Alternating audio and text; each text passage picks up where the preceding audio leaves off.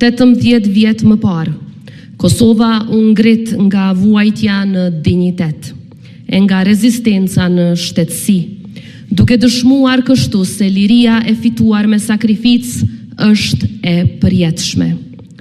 18 vjet më parë, Kosova u shpall shtet i lirë, i pavarur dhe sovran, duke i dhënë fund një udhëtimi të gjatë e të dhimbshëm, por edhe duke hapur një kapitull të ri të historisë sonë kombëtare. Pavarësia e Kosovës u fitua me mund, me gjak, me sakrificë dhe me durim shekullor.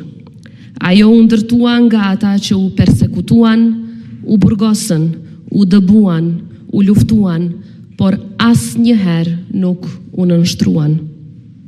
Sot me respektin më të thellë, përulemi para kujtimit të gjitha atyre burrave e grave që ranë për këtë ditë në mënyrë që Kosova të jetë republikë. Në themelet e shtetit tonë qëndron vizioni i presidentit historik Dr. Ibrahim Rugova, arkitektit të pavarësisë së Republikës sonë. Me mençuri, durim, vizion dhe një besim të palëkundur në lirinë dhe dinjitetin e popullit tonë, ai udhëhoqi Kosovën në kohët më të rënda, duke i dhënë kauzës sonë legjitimitet e mbështetje ndërkombëtare, si dhe shpresë të brendshme. Historia jonë mëtej është brumosur në periudhën e luftës për liri. Ajo mban emrin e komandantit legjendar Adem Jashari, familjes së tij heroike dhe të gjithë burrave e grave të ushtrisë çlirimtare të Kosovës. UÇK-ja është ideali më i madh që kanë ndërtuar shqiptarët ndërshekuj. Ajo është zemra e rezistencës sonë kombëtare dhe përgjigjja e një populli të shtypur ndaj një regjimi gjenocidal. Kjo luftë ishte gjithnjë e drejtë, gjithnjë e pastër dhe gjithnjë e domosdoshme.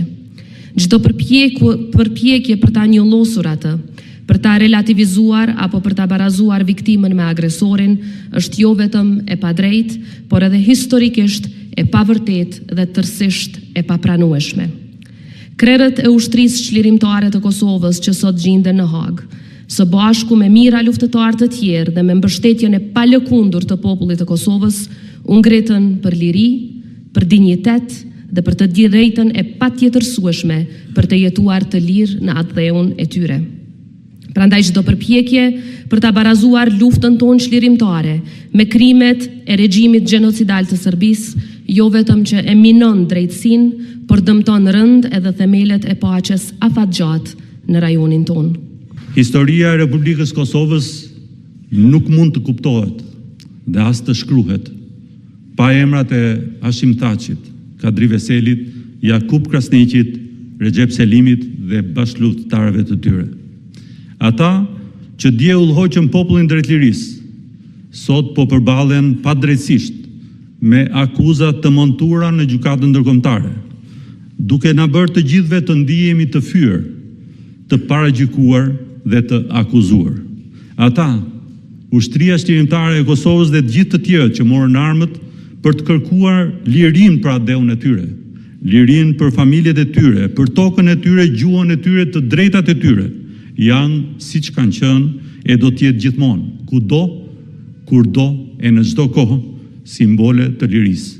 Ata janë memorje shtetërore e kombëtare. E vërteta nuk mund të tjetërsohet dhe historia nuk mund të rishkruhet e as ndryshohet, sepse liria ka emër, liria meriton respekt, liria meriton drejtësi, liria meriton mirënjohje. Ndërsa kujtojmë datën e shpalljes së Republikës, brengosemi që krerë të ushtrisë shqiptare të Kosovës e të Republikës Kosovës po akuzohen padrejtësisht sepse ata guxuan të marrin armët për liri kundër shtypjes një shekullore dhe kundër një regjimi gjenocidal. Akuzat e prokurorisë speciale në Hag për krime kundër njerëzimit nuk qëndrojnë. Ato nuk marrin parasysh kontekstin historik e politik të luftës sonë çlirimtare, së cilës ja detyrojmë lirinë e sotme. Krime kundër njerëzimit ndaj popullatës civile shqiptare ka kryer Serbia e Miloševićit. Kërcënim për përsëritjen e tyre është sot Serbia e Vučićit.